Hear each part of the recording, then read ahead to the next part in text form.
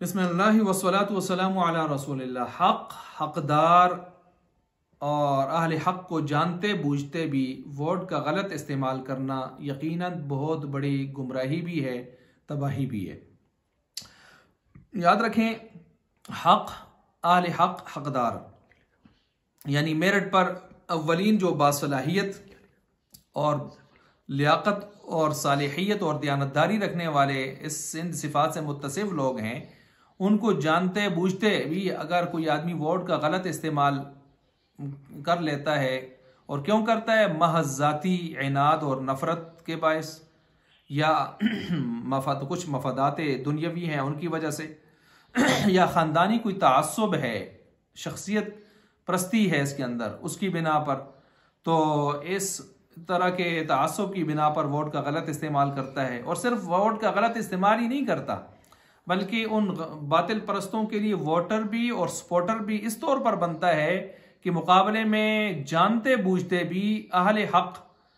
के बारे में बजाय इसके कि वो ज़ुबान खामोश रखे, फिर बल्कि उनके बारे में ज़ुबान से गंदगी उगलता है, सोशल मीडिया पे गंदगी उगलता है, निकालता है,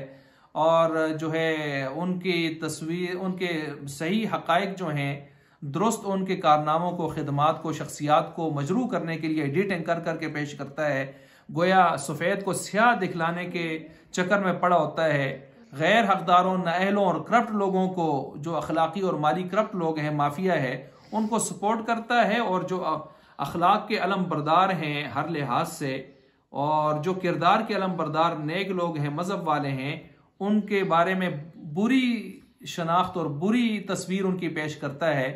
तो यकीनन ये बहुत बड़ी खयानत भी है, गद्दारी भी है।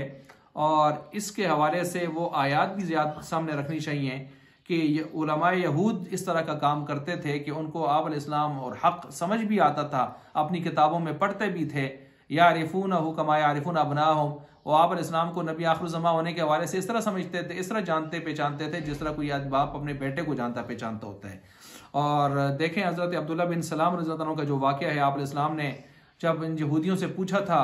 कि उनके बारे में क्या आपकी राय है, तो उन्होंने बड़ी तारीफ़ात की उनकी बयान की थी। लेकिन जैसे ही अब्दुल्ला बिन सलाम को